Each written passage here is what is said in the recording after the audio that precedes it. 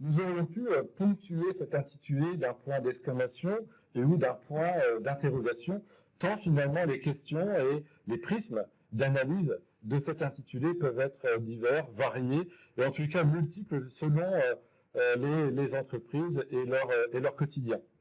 En effet, si la formation, c'est avant tout le plan de formation, qui est à la main, en tout cas sous la responsabilité du chef d'entreprise, j'allais dire quasiment dans une décision unilatérale, même si le plan de formation se négocie dans son élaboration avec les instances du personnel, lorsqu'il y en a, in fine, la décision de mettre en place le plan de formation et de décider qui va y participer revient au chef d'entreprise. Alors des questions, elles sont multiples. Ça peut être sous l'angle impératif, avec l'obligation de participer à une formation, mais on peut aussi s'interroger sur la motivation, sur les leviers du volontariat pour partir en formation dans le cadre du plan ou d'un autre dispositif, bien sûr. Durant cette formation, avec cette conférence, avec Jean-Pierre Willems, qui va durer environ 30 minutes, une trentaine de minutes, ce qu'on vous propose, c'est de suivre ce déroulé. Il sera soutenu par un PowerPoint qui va apparaître et qui conduira finalement et qui supportera le propos de Jean-Pierre Willems. Et puis pendant cette présentation, vous pouvez bien entendu poser l'ensemble des questions qui vous animent et on s'accordera un temps, 10, 15 minutes à l'issue de cette intervention pour pouvoir y répondre. Pour les questions pour lesquelles nous n'aurions pas le temps ou pas tout à fait l'ensemble des éléments qualifiés pour apporter réponse, on le fera a posteriori et on déposera en tous les cas les questions, nos réponses sur le site internet et ce sera accompagné de toute façon du PowerPoint de Jean-Pierre Willems et puis on y déposera même d'ailleurs l'enregistrement vidéo de cette web conférence. Alors j'imagine que Jean-Pierre Willems, durant son propos, va évidemment aborder ce qui peut motiver un employeur et ou un salarié finalement à rejoindre leur projet pour élaborer un plan de formation, en tous les cas pour l'objectiver, bien entendu, mais on avait déjà, nous, recensé auprès de nos adhérents un certain nombre de questions, notamment des questions relatives à la sanction, si un salarié refuse finalement de partir en formation, alors faut-il sanctionner, quel est le cadre qui s'applique, ou faut-il négocier, envisager une autre manière, en tout cas d'élaborer le départ en formation et des éléments de motivation du salarié. Et puis, bien entendu, à l'heure où, en tous les cas, le bilan des entretiens professionnels va bientôt se réaliser, vous vous rappelez que tous les 2 ans, on fait un entretien professionnel dans lequel on va évaluer l'évolution professionnelle du salarié et la formation est un des facteurs d'évaluation de cette évolution. Alors peut-on, lors du bilan, au bout de 6 ans, mettre dans ce bilan justement une action de formation qu'aurait suivi un salarié qui pour autant n'était pas volontaire pour y participer. Le salarié acceptera-t-il finalement que cette action soit inscrite dans son bilan. Plus généralement, j'allais dire, comment activer la motivation des salariés pour partir en formation, intégrant évidemment les contraintes de l'entreprise, celles de la production, mais aussi les contraintes de la vie privée. Et puis, je crois que chaque employeur est souvent confronté à cela, comment motiver des salariés qui, par leur ancienneté et ou leur expérience, en tout cas, font résistance, ou en tout cas considèrent qu'ils ne sont pas concernés par telle ou telle action de formation. Bon, il y a pléthore de questions, et sans doute Jean-Pierre Willems, à travers son propos, va en éluder un certain nombre, mais il en restera sans aucun doute d'autres auxquels on apportera réponse. Bon, je ne vais pas déflorer tout le sujet. Je crois que là, le préambule est posé. Vous avez, en tous les cas, l'occasion de déposer l'ensemble de vos questions et nous, l'occasion de pouvoir apporter des réponses pratiques. Jean-Pierre, on a une trentaine de minutes. Je reste à vos côtés, en tous les cas, pour intervenir si ma réaction semblait de quelque utilité et en tous les cas, pour participer à l'élaboration des réponses in fine. Merci beaucoup Bernard. Bonjour à tout le monde. Alors pour cette deuxième conférence, après avoir traité la question de l'intérêt de la formation pour l'entreprise, avec quelles compétences pour quelles performances, pourquoi une entreprise ferait de la formation, qu'est-ce que ça lui apporte. Nous avons choisi de faire aujourd'hui un focus sur la motivation, le volontariat, l'intérêt, le désir de formation chez les salariés. Alors, ça n'a rien d'évident.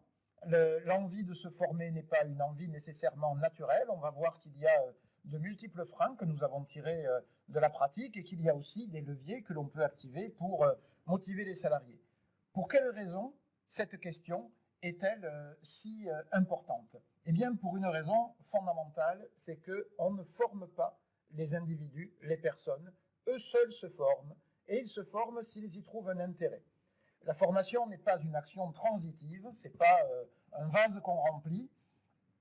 Si on veut se former, il est nécessaire de faire un effort, d'avoir une volonté d'apprentissage et il est nécessaire de s'approprier les contenus et de les transposer dans son univers de travail. Ce travail personnel, personne ne peut le faire à la place de la personne qui va en formation.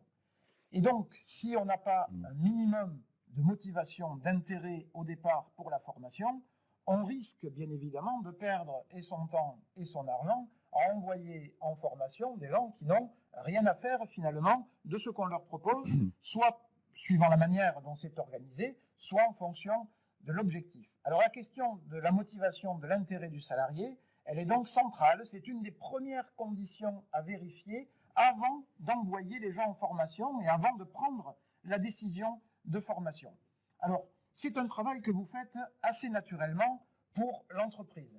Lorsque vous décidez d'une formation ou lorsque vous hésitez sur l'intérêt d'une formation, vous vous posez vous-même cette question: quel est l'intérêt que je vais y trouver? Pour quelles raisons je consacrerai des moyens, de l'énergie, du temps, un petit peu d'argent à la formation professionnelle?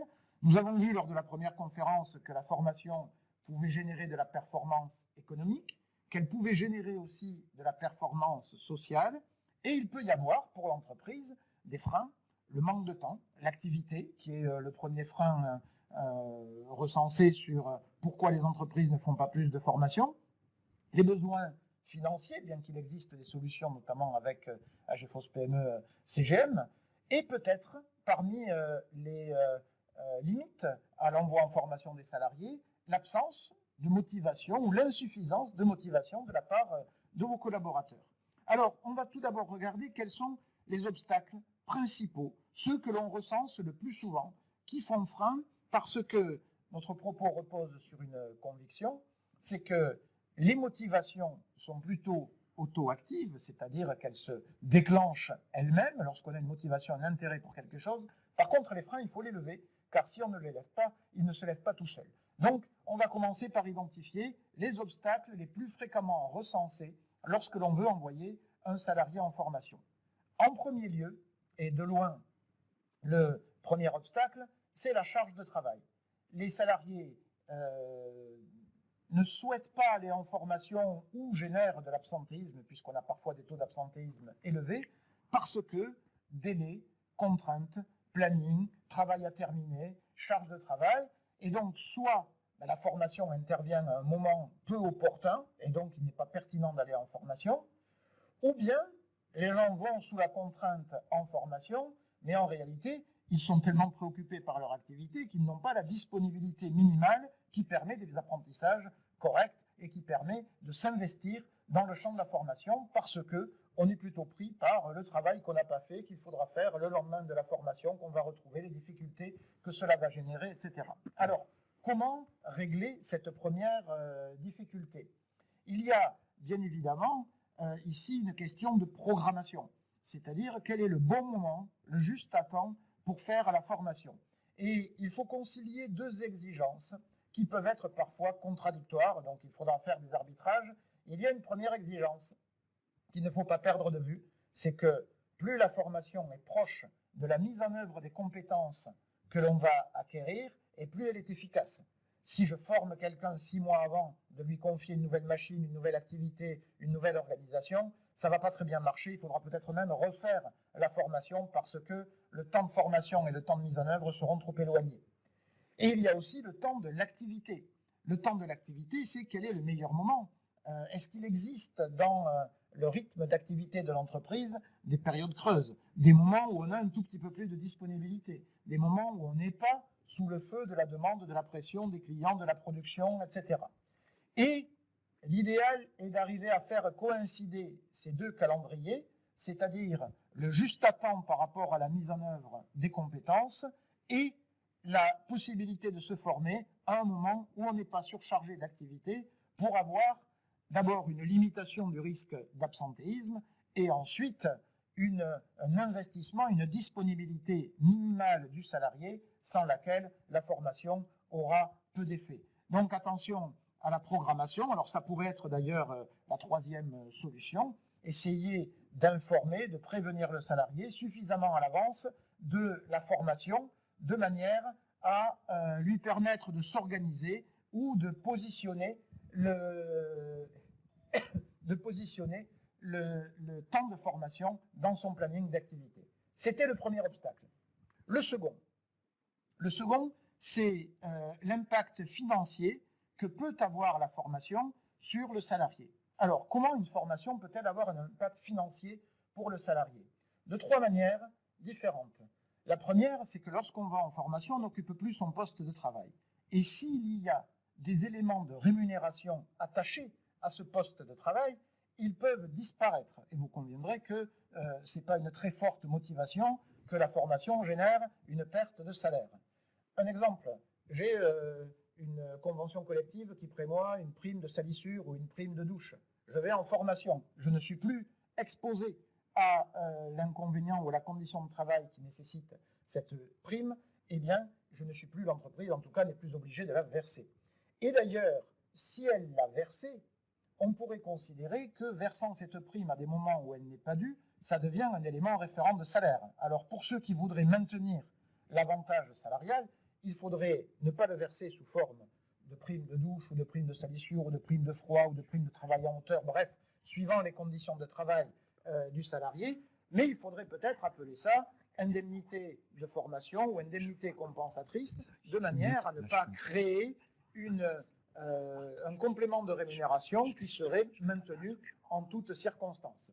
Donc, attention aux salariés, ça peut se présenter également, cette indemnisation liée aux conditions de travail pour les salariés qui reçoivent des primes, des indemnités de repas lorsqu'ils vont à l'extérieur ou sur des chantiers, etc. Et pour la formation, eh bien, on leur prend en charge le repas et donc il n'y a plus d'indemnité, ce qui peut faire un différentiel. C'est la première situation. La deuxième situation, ce sont bien évidemment tous les salariés qui ont des éléments de rémunération variables liés à la production ou au volume d'activité. Tous les gens qui ont des primes sur résultats, sur performance, sur objectifs, des commissionnements de quelque sorte qu'ils soient, peuvent être impactés par le fait d'aller en formation parce que c'est une journée, ou 2 journées, ou 3 journées, de perdu pour l'activité, pour la production. Alors on peut toujours se dire que l'on va gagner en efficacité après la formation, mais il n'empêche que dans un premier temps, il y a une perte due à l'absence de la situation de travail. Et donc là aussi va se poser la question de est-ce que l'entreprise, qui n'est pas obligée de le faire, va apporter ou pas une compensation s'il y a une perte de revenus. Et puis il y a une troisième situation.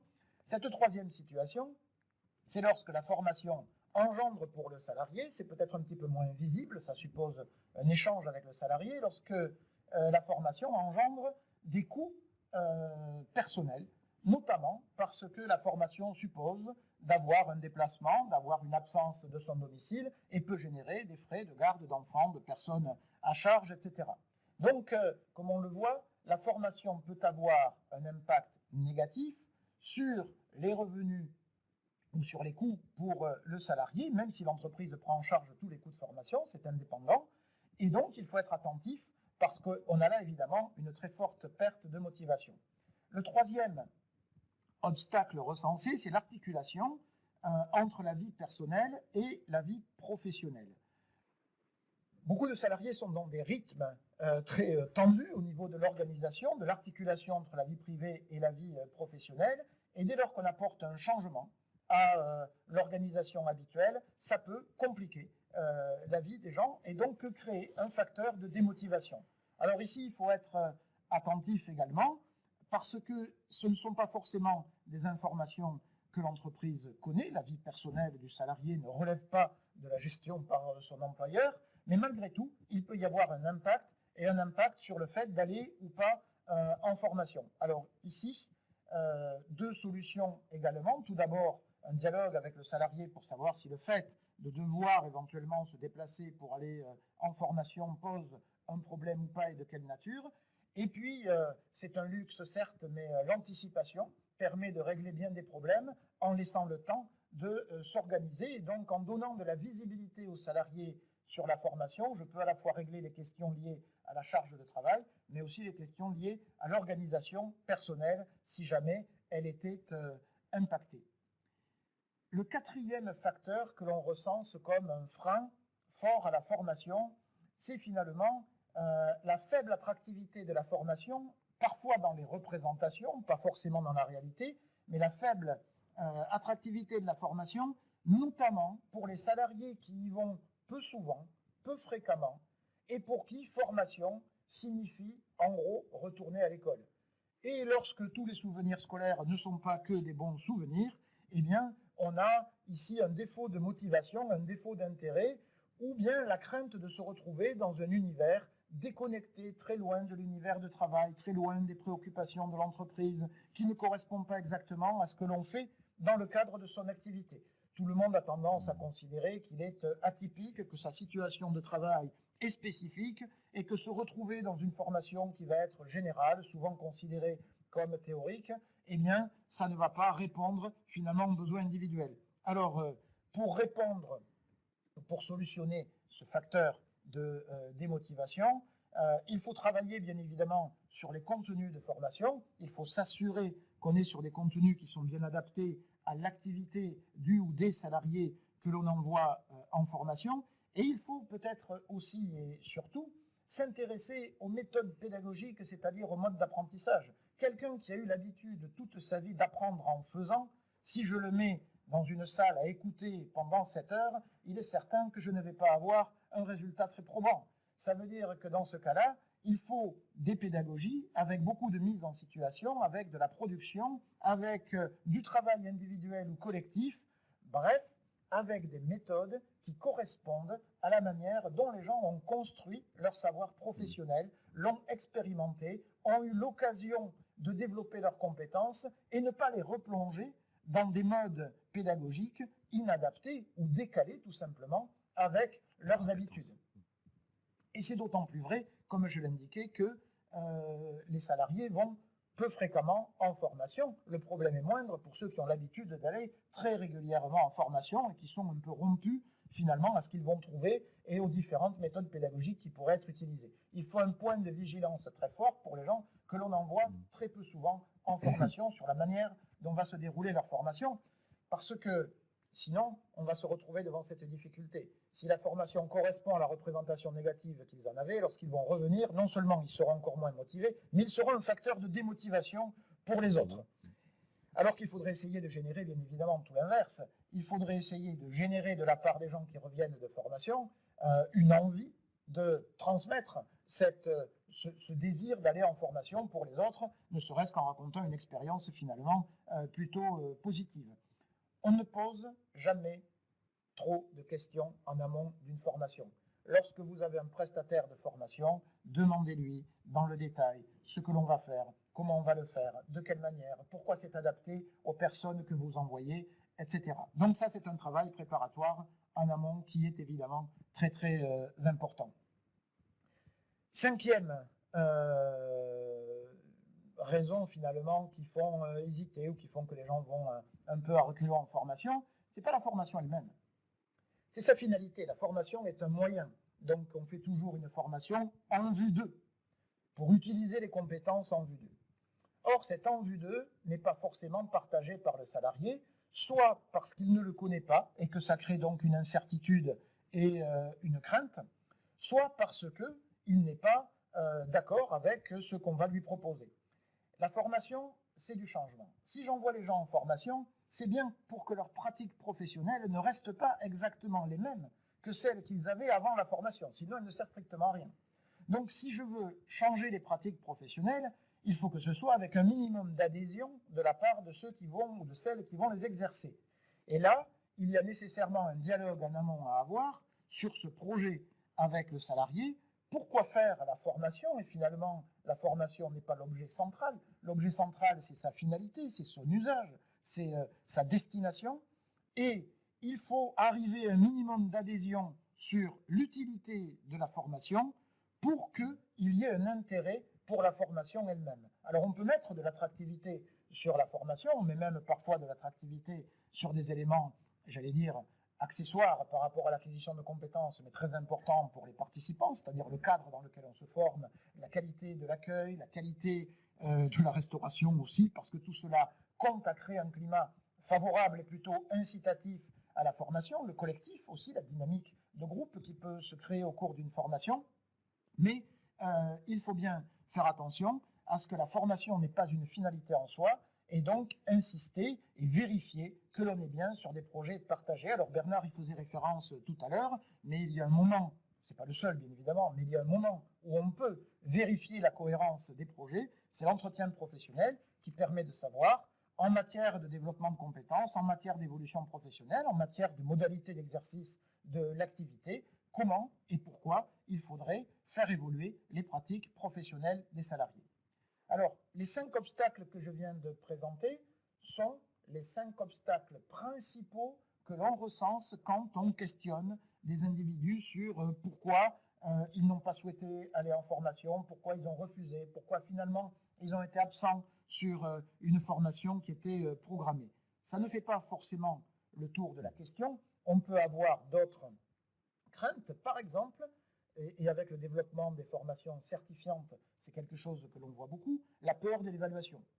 C'est je vais aller en formation, je ne suis plus dans mon univers traditionnel, je ne suis plus sur mon outil de travail que je maîtrise parfaitement et où je suis à l'aise, etc. Je vais en formation dans un univers nouveau et en plus on va m'évaluer avec des méthodes que je ne connais pas forcément, avec des outils que je ne maîtrise pas forcément, etc. Donc il peut y avoir cette crainte-là, alors qu'il faut déminer en amont. D'ailleurs, en travaillant aussi avec le prestataire sur les modalités de l'évaluation, il faut faire là aussi attention à ne pas avoir des modalités d'évaluation trop scolaires, mais qui soient plutôt ancrées dans les pratiques professionnelles et que les gens ne soient pas surpris ou mis en difficulté par des méthodes qui seraient pas du tout adaptées. Donc il peut y avoir cette crainte de l'évaluation et puis il peut y avoir des craintes qui peuvent relever d'autres domaines qui sont propres à chaque salarié et qui font qu'au final, vous voyez, en amont de la formation, il faut quand même avoir un échange, un dialogue avec les salariés sur le pourquoi de la formation, sur le comment ça va se passer, pour que les gens soient à l'aise et n'aient pas d'appréhension excessive avant de se rendre en formation, c'est-à-dire que ce ne soit pas quelque chose de difficile à affronter, mais au contraire qu'il puisse y avoir le minimum de désir et de plaisir qui vont rendre la formation plus efficace. Alors, pourquoi insister sur les freins à la formation? Comme je le disais, parce que si on ne les lève pas, eh bien, on va rester dans une situation de blocage. Maintenant, on peut avoir une approche également positive en disant qu'est-ce qui peut faire l'attractivité de la formation? Qu'est-ce qui peut motiver davantage les individus à aller en formation? Et encore une fois, aller en formation n'est pas la finalité, c'est qu'est-ce qui peut motiver davantage les individus à acquérir des compétences nouvelles. Alors, la première chose, c'est le projet, c'est qu'est-ce qu'on va en faire, comment je vais m'en servir. On voit des secteurs où on motive les individus. Par le fait, je pense notamment au secteur de la restauration ou parfois sur les formations à la technologie, où la motivation est un peu ambivalente, où on a un intérêt pour la formation parce qu'elle va à la fois trouver un usage professionnel, mais également parfois un usage personnel. On peut développer des éléments d'attractivité autour de la formation elle-même, comme je l'indiquais, l'environnement de la formation peut être très important. Le fait d'avoir la bonne pédagogie, la bonne méthode, le fait d'avoir des formations qui ne nécessitent pas des efforts considérables des salariés par rapport au déplacement. Si l'on peut faire déplacer le formateur plutôt que les salariés, c'est peut-être un confort de travail un petit peu plus important. En même temps, il y a des salariés qui aiment bien aussi aller de temps en temps à l'extérieur, changer d'univers, voir autre chose que ce qu'ils font de manière quotidienne. Et il y a peut-être aussi le calcul sur comment je vais pouvoir valoriser les compétences que je vais acquérir, qu'est-ce que je vais pouvoir en faire. Et l'intérêt que pourraient avoir certains d'ailleurs sur le développement de compétences. Et puis il y a peut-être quelque chose qui parle avant tout, peut-être le premier argument, c'est quand même l'intérêt pour le métier que l'on fait, c'est-à-dire l'intérêt pour l'activité elle-même, le sens que l'on donne à son travail. Et peut-être que sur tous ces éléments, on peut arriver à dédramatiser, pour ceux qui auraient une vision de la formation un peu ancienne, dédramatiser l'acte de formation et donner envie par rapport au métier que l'on exerce, à la finalité de ce métier, au produit que l'on va pouvoir fabriquer et sur lequel on pourra avoir une certaine fierté. Alors, j'y reviens pas, les freins, il faut les lever. Les motivations, en principe, elles s'auto-activent, mais il faut quand même mieux vérifier en amont qu'il y a une vraie motivation du salarié pour la formation et où se trouvent d'ailleurs ces éléments de motivation. Si l'on veut gagner en efficacité, en mise en œuvre de la formation, ne pas perdre son temps et son argent, eh bien, il faut préparer le travail en amont. Il y a peut-être une manière de vérifier si finalement le salarié a un intérêt, c'est qu'on a un dispositif qui a été conçu dans cet esprit-là, puisqu'il nécessite un accord entre l'employeur et le salarié lorsqu'il se réalise sur le temps de travail, c'est le compte personnel de formation. Le compte personnel de formation, bien évidemment, les salariés peuvent l'utiliser en dehors de leur temps de travail pour des formations qui correspondent à des objectifs personnels, pas de problème. Mais il peut y avoir aussi une co-construction entre l'entreprise et le salarié lorsqu'on identifie un intérêt partagé et lorsque la formation est éligible. Nous reviendrons sur le compte personnel de formation dans le cadre de ce cycle de conférences et sur les nouveautés que la réforme en cours va apporter sur ce dispositif, mais d'ores et déjà, la palette des formations disponibles, accessibles dans le cadre du compte personnel de formation est très large.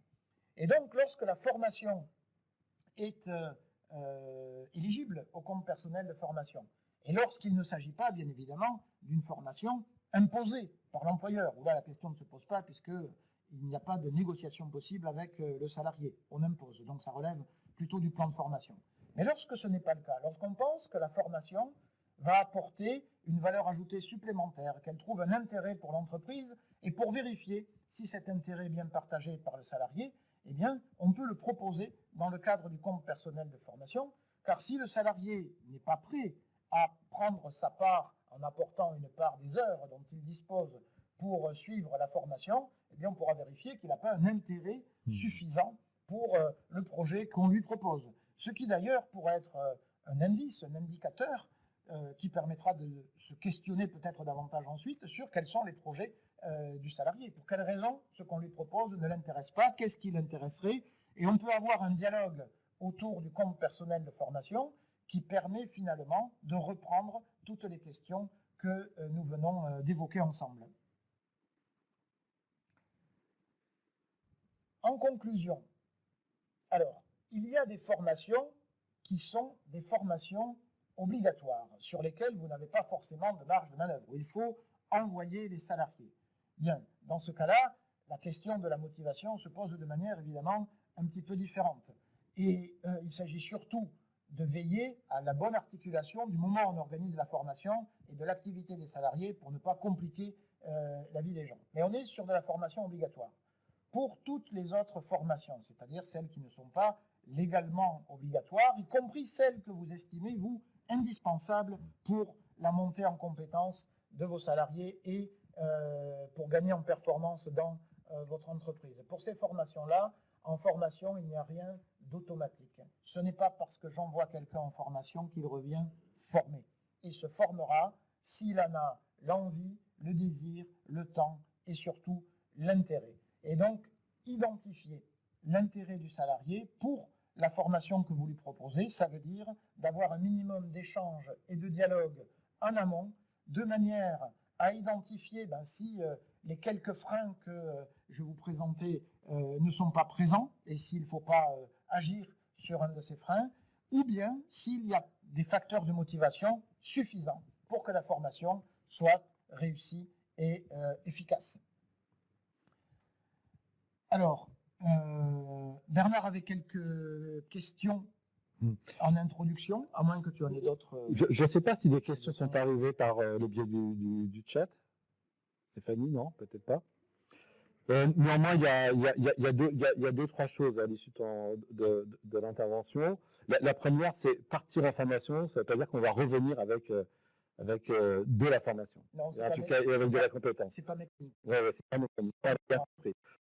Il y a quelque chose qui a fait écho. On parle souvent de coûts cachés. Là, j'ai aussi bien entendu, en tout cas, les obstacles cachés, notamment tous ceux qui sont liés à l'appétence d'un salarié, c'est-à-dire sa difficulté à être confronté à une évaluation ou à des modalités pédagogiques qui vont le renvoyer à des choses qui vont pas forcément laisser bon souvenir. Mais aussi, je l'évoquais très rapidement en préambule, ça a été bien décrit et pour moi, ça a révélé encore des choses que je n'imaginais pas. Tout ce qui relève de, des obstacles de la vie privée, mais aussi ce que j'attendais pas et ce que je n'imaginais pas, ce qui relève finalement de la rémunération, en tout cas des impacts sur la rémunération. Et évidemment, dans nos professions, les modalités conventionnelles embarquent un certain nombre de primes qui, effectivement, ne sont pas activées lorsqu'on n'est pas en activité.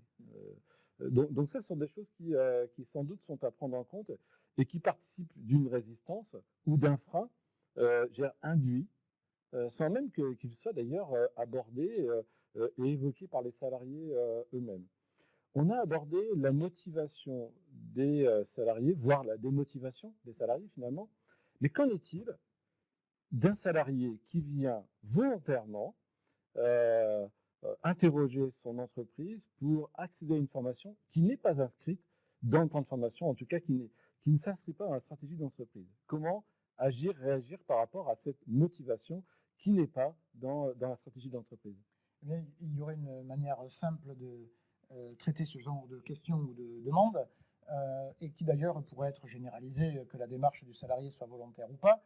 C'est quelle est la nature du projet poursuivi par le salarié? Parce que c'est moins sur la formation. Bien sûr, il faut se questionner sur l'attractivité de la formation, mais c'est moins sur la formation elle-même qu'il faut s'interroger que sur ce qu'elle va permettre de faire. Pour quelles raisons le salarié aurait-il besoin d'aller en formation? Et d'ailleurs, ça va me permettre de revenir, tu posais la question en introduction, de quelqu'un qui a beaucoup d'expérience, qui a beaucoup d'ancienneté, et qui n'a pas de motivation particulière de la formation. Ça renvoie à la représentation selon laquelle, si on m'envoie en formation, c'est que je ne suis pas bon, et que donc il faut que je m'améliore.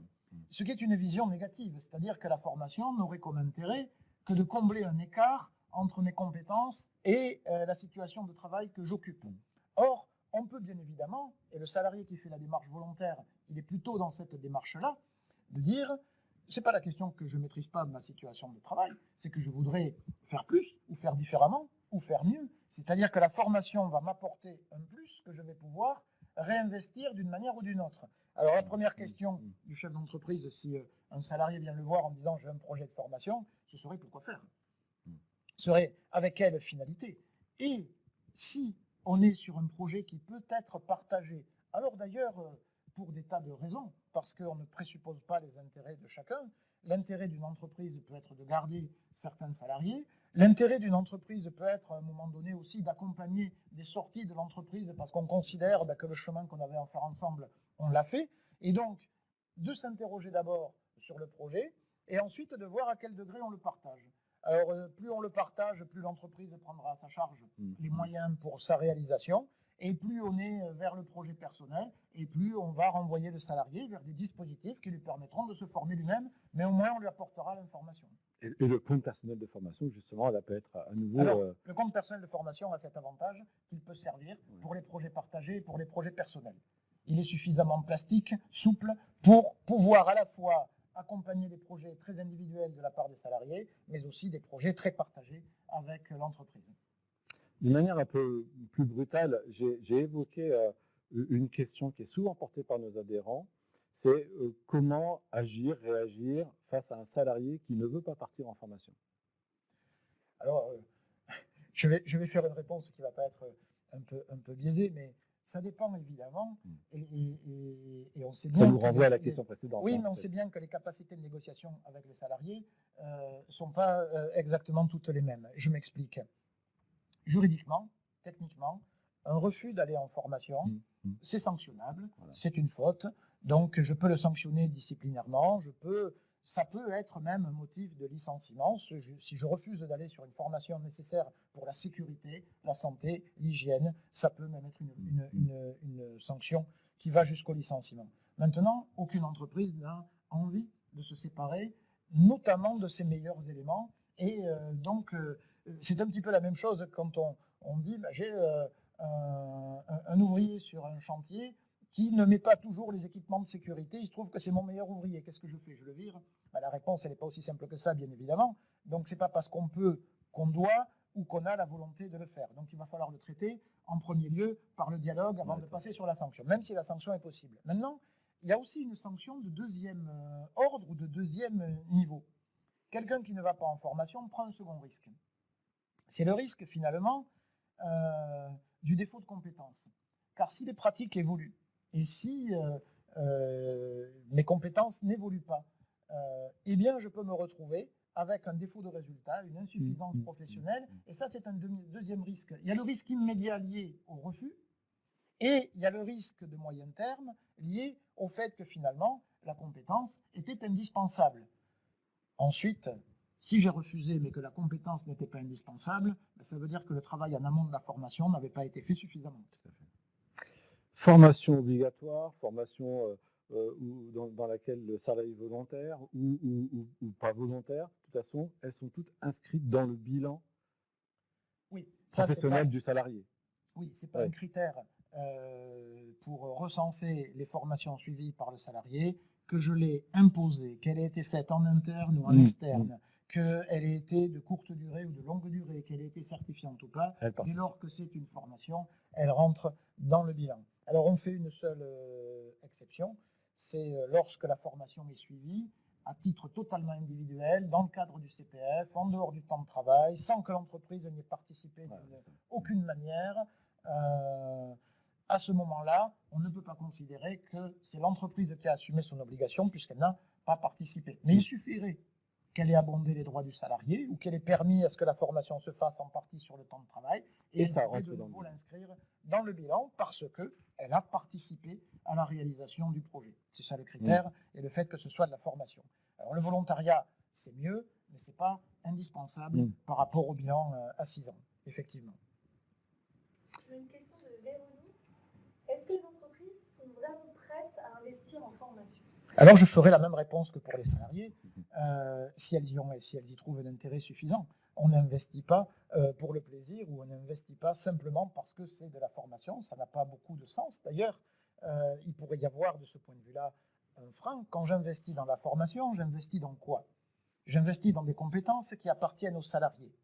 Et donc ça veut dire que si ensuite il ne les met pas à ma disposition, soit parce qu'il s'en va ailleurs, soit parce qu'il est dans une attitude de retrait, parce qu'il a un défaut d'engagement ou d'implication dans le cadre du travail, je ne sais plus où est passé mon investissement.